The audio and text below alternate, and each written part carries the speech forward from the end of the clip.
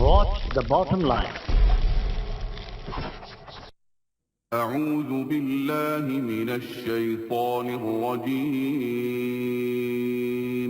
پناہ مانگتا ہوں میں اللہ کی شیطان مردود سے۔ بسم اللہ الرحمن الرحیم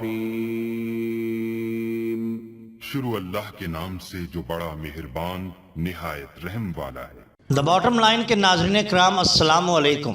محترم ناظرین کرام، ہم اپنی آج کی ویڈیو میں ایک مشہور و معروف ولی اللہ حضرت شاہ دولت دریائی اور ایک عظیم الشان بادشاہ نور الدین محمد جہانگیر کے بارے میں ایک قصہ آپ کے سامنے پیش کرنے جا رہے ہیں۔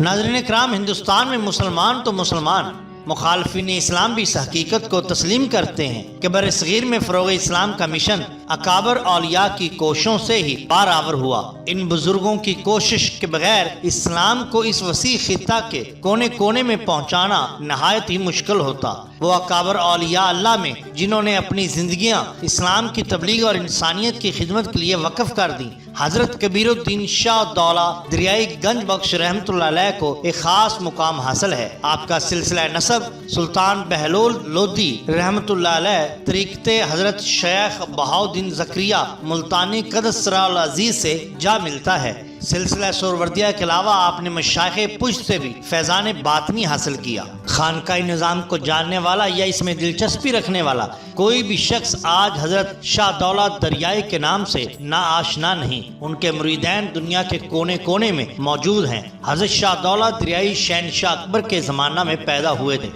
دوسری طرف سلطنت مغلیہ کا چوتھا فرمانروا شہزادہ سلیم تھا۔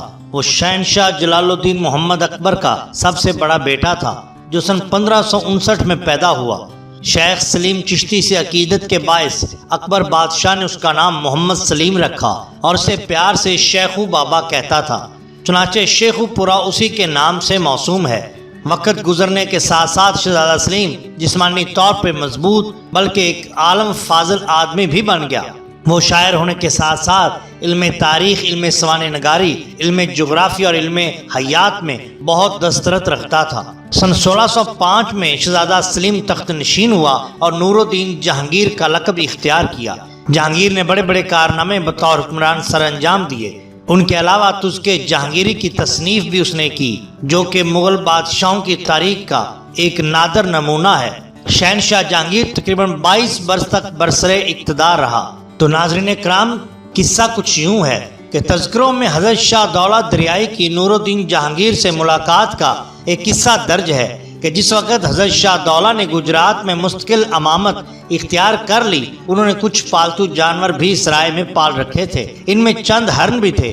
شاہ دولت نے اپنے پالتو جانوروں پر امتیازی نشان کے لیے ان کے سر پہ خاص قسم کی ٹوپی پہنا رکھی تھی۔ ایک دفعہ ان کا ایک ہرن چرتا پھرتا شاہدرہ کے قریب آ نکلا۔ شاہ جہانگیر اس وقت شکار کی مہم پر تھا۔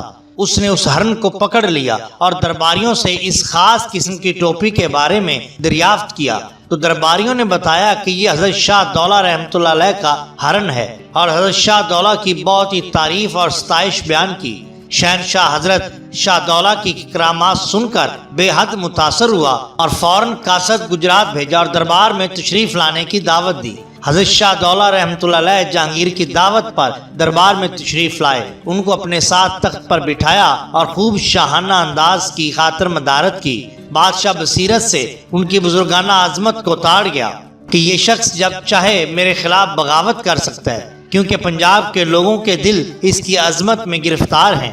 شہنشاہ نے اپنی ملکہ نور جہاں کے ایمان پر ان کو قتل کرنے کا ارادہ کر لیا اور حضرت شاہ دولت کو زہر آلود لباس پہنایا گیا، جس کا حضرت پر قطعاً کوئی اثر نہ ہوا۔ پھر حضرت شاہ دولت کو شربت میں زہر ڈال کر پیش کیا گیا۔ حضرت شاہ دولت نے بے دھڑک شربت پی لیا، جس کے نتیجہ میں دربار میں ایک تزلزل پیدا ہوا اور چاروں طرف فقیروں ہی فقیروں کی صورتیں نظر آنے لگی۔ شہنشاہ خوفزدہ ہوا اور اپنے مقصد میں ناکام ہو کر نادم ہوا، آپ سے معافی مانگی اور 500 بیگھہ اراضی بطور جاگیر عطا کی۔